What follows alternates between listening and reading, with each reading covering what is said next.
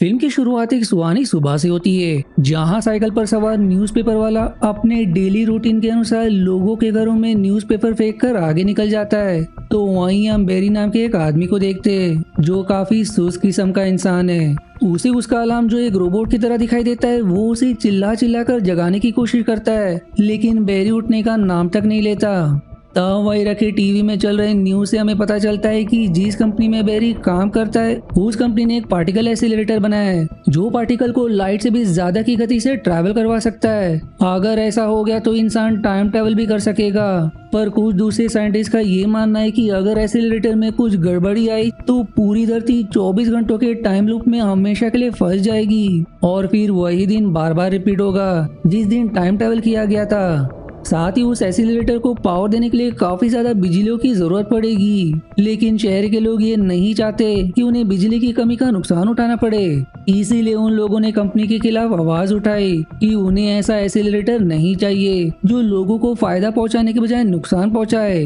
यही वजह है कि सरकार ने इस एक्सीलरेटर को लॉन्च ना करने का आदेश दिया है, इसलिए कंपनी मजबूरन एक्सीलरेटर को शट डाउन कर रही है। इसके बाद अब बेरी तुरंत तैयार होकर अपने ऑफिस के लिए निकल जाता है, जहां रास्ते में उसे एक कार दुर्घटना होते हुए दिखाई देता है, और उसी दुर्घटना के कारण ट्रैफिक जाम हो जाने से बेरी को ऑफिस पहुंचने में देरी हो जाती है, जिससे उसकी बॉस उसे चिल्लाती है। लेकिन बेरी का दोस्त थॉमस वहां आकर उसका मूड ठीक कर देता है। तब बेरी की नजर वहां से गुजरती हुई एक साइंटिस्ट लीजा पर पड़ती है, जिसने और बाकी साइंटिस्ट ने ही मिलकर पार्टिकल एक्सीलरेटर को बनाया है। साथ ही पिछले 6 महीनों से बेरी लीजा को पसंद करता है, लेकिन आज तक उसकी हिम्मत नहीं हुई कि वो ये बात लीजा को बता सके। लेकिन आज हिम्मत करके बेरी लीजा के केबिन में आता है, और इस समय लीजा काफी गुस्से में होती है, जो उसके केबिन में मौजूद साइंटिस्ट डैंग को चिल्लाते हुए केबिन से बाहर निकाल देती है। और जब उसकी नजर बेरी पर पड़ती है तो वो सीधे केबिन का दरवाजा बेरी के मुंह पर ही बंद कर देती है। साथ ही ये पूरा एरिया ऑफिस का रेस्ट्रिक्टेड एरिया है, जहाँ एम्प्लॉय को आना मना है। अब शाम के समय सभी लोग ऑफिस से अपने अपने घर की तरफ निकल जाते हैं।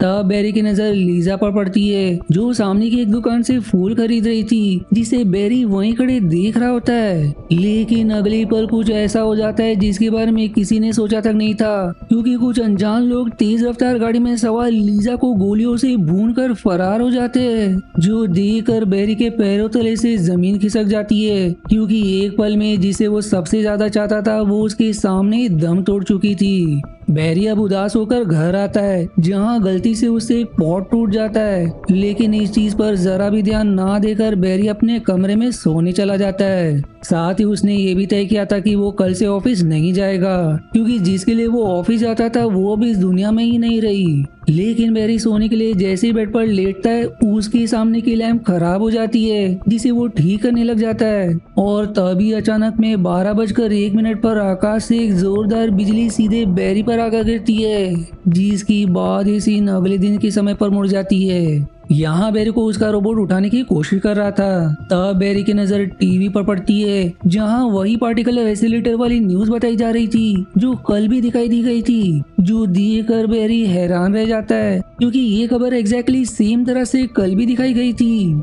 आखिर टीवी वाले इसे फिर से क्यों दिखा रहे, जबकि उन्हें लीजा की मृत्यु वाली न्यूज को दिखाना चाहिए था। इसके बाद अब बेरी अपना इरादा बदलकर ऑफिस जाने की तैयारी करने लग जाता है। तब उसे वो पॉट बिल्कुल ठीक दिखाई देता है, जो कल रात ही उससे टूट गया था, जो देखकर वो एकदम दंग रह जाता है। लेकिन तब उसकी आंखें फटी की फटी रह जाती है जब वो ऑफिस में लीजा को देखता है, जो बिल्कुल ठीक अवस्था में साइंटिस्ट डैंग से बातें कर रही थी, ठीक उसी तरह जैसे कल बेरी ने उसे देखा था। तब बेरी को चमकता है हो ना हो किसी ने एक्सीलरेटर को चालू कर दिया, पर वो ठीक तरह से काम नहीं कर पाया, जिससे वो एक दिन पीछे के समय में ट्रैवल कर गया।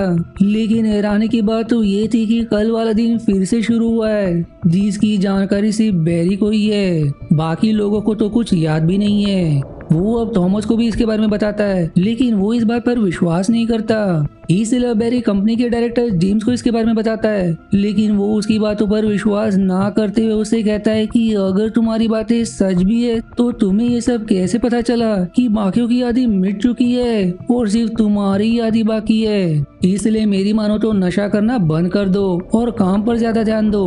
पर अब भी बेरी परेशान होता है कि कोई उसकी बात पर विश्वास क्यों नहीं कर रहा। इसलिए वो ये सारी बात लीजा को बताने का तय करता है। इसलिए सीधे उसके पास जाकर सारी घटना शेयर करता है कि कल का दिन कैसे फिर से रिपीट हुआ और कैसे आज शाम ऑफिस के बाहर उसे शूट करके मार दिया जाएगा, जो जानकर लीजा के होश ही उड़ जाते हैं। पर वो उसे कहती कि अगर तुम्हारी बात सच भी है तो कोई सबूत दिखाओ।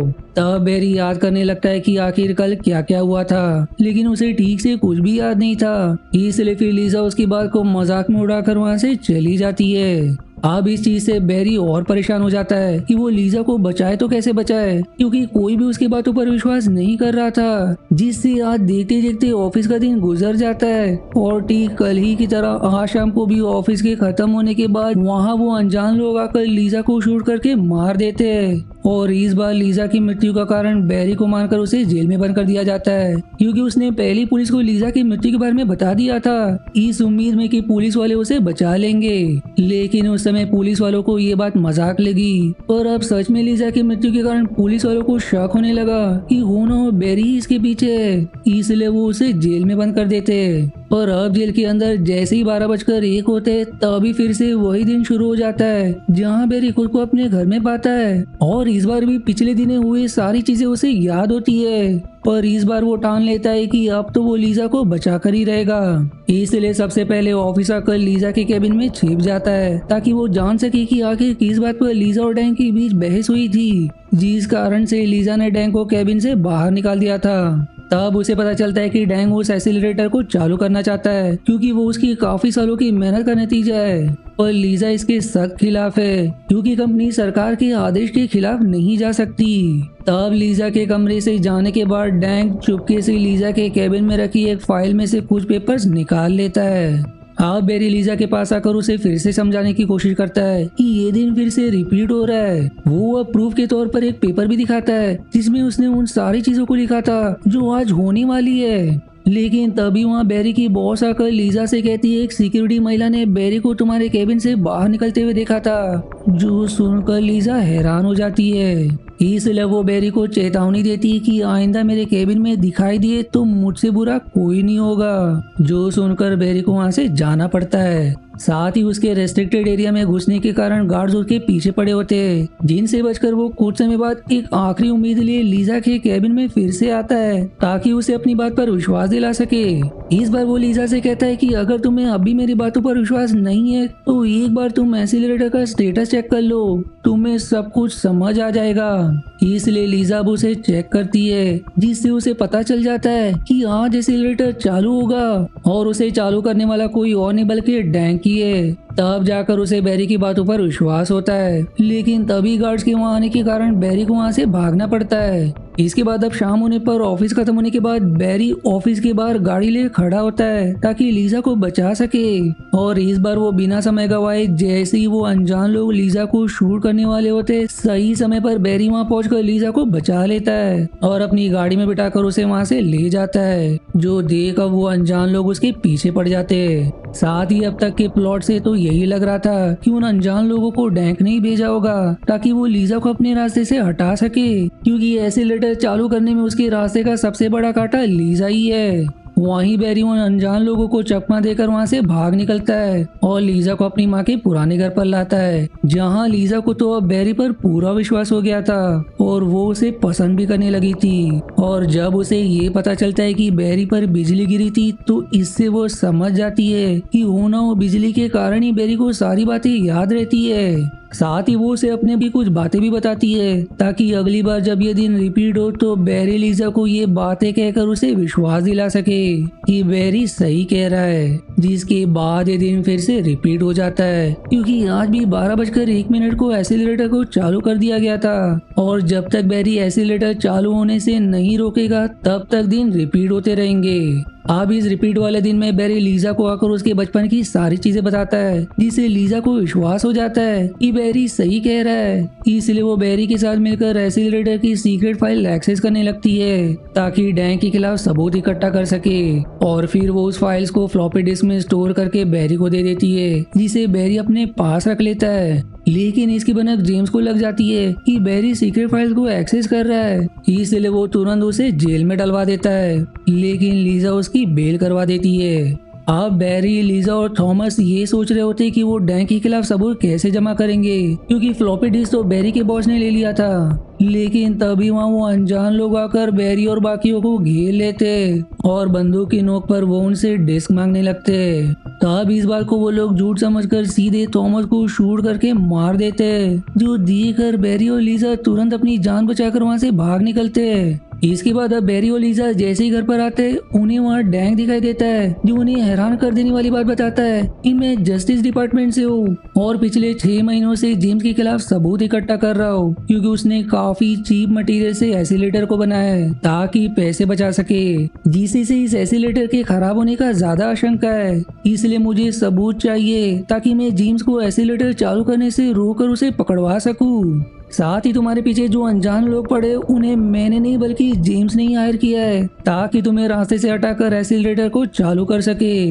जो जानकर दोनों भी हैरान रह जाते, क्योंकि जिस पर वो अभी तक शक कर रहे थे वो तो निर्दोष निकला।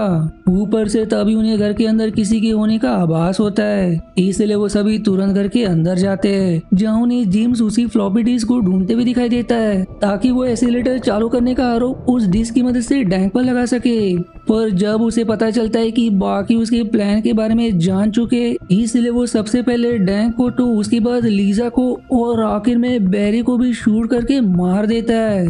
इसके तुरंत बाद अब बैरी की आंख उसी रिपीट दिन सुबह खुलती है, क्योंकि तीनों को मारने के बाद जेम्स ने एसिलेटर चालू कर दिया था, जिससे ये दिन फिर से शुरू हो गया। बैरी को पता चल गया होता है कि इस खेल का मास्टरमाइंड कौन है, इसलिए वो इस बार सबसे पहले डैंक के पास आकर उसे सारी बात बताता है और फिर लीजा और डैंक को अपनी टीम में शामिल कर लेता है ताकि तीनों ही मिलकर जेम्स को एसिलेटर चालू करने से रोक सके। पर इधर जेम्स को डैंक के कॉलिंग डेटा से पता चल जाता है कि वो एक जासूस है, इसलिए वो अनजान लोगों के जरिए डैंक को मरवा देता है। वहीं बैरी और लीजा एसिलेटर को चालू करने से रोकने के लिए जेम्स के पास आते हैं, जो देखकर जेम्स उन पर गोलियां चलाने की कोशिश करता है। लेकिन तब जैसे ही एसिलेटर चालू होता है उसके सामने ही बैरी जेम्स को फेंक देता है और लेजर के कारण जेम्स वहीं विस्फोट होकर मारा जाता है, जिसी के कारण एसिलेटर बंद हो जाता है, जिससे अब 12:01 पर दिन रिपीट नहीं होता, जो देख बैरी और लीजा की खुशी का ठिकाना नहीं रहता।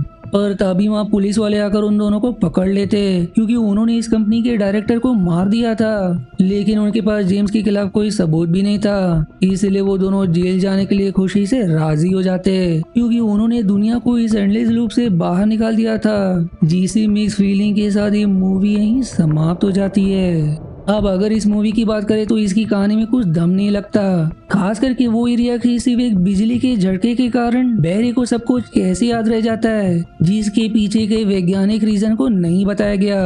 वहीं इस मूवी को और भी अच्छी रेटिंग मिल सकती थी अगर इसके विजुअल इफेक्ट्स पर थोड़ा काम किया गया होता। वहीं आखिर में कि इस मूवी की कहानी ग्राउंड हॉग डे फिल्म से प्रभावित है, जो सेम ईयर में रिलीज हुई थी। वहीं दोस्तों, अगर आपको मेरी वीडियो जरा भी पसंद आती है तो प्लीज वीडियो को लाइक करना ना भूलिएगा और कमेंट करके जरूर बताइएगा कि आपको ये वीडियो कैसे लगी और आपको कौन से मूवी की एक्सप्लेनेशन चाहिए। आखिर में मेरे चैनल को सपोर्ट जरूर कीजिएगा ताकि मैं आपके लिए और भी ऐसे वीडियोस पोस्ट कर सकूं। मिलते हैं अगली मूवी की एक्सप्लेनेशन पर, तब तक के लिए धन्यवाद दोस्तों। आशा है आपको मेरी एक्सप्लेनेशन पसंद आई। यदि हाँ तो प्लीज वीडियो को लाइक करना और चैनल को सब्सक्राइब करके सपोर्ट करना ना भूलें। मिलते हैं अगले एक्सप्लेनेशन वीडियो में, तब तक के लिए धन्यवाद दोस्तों।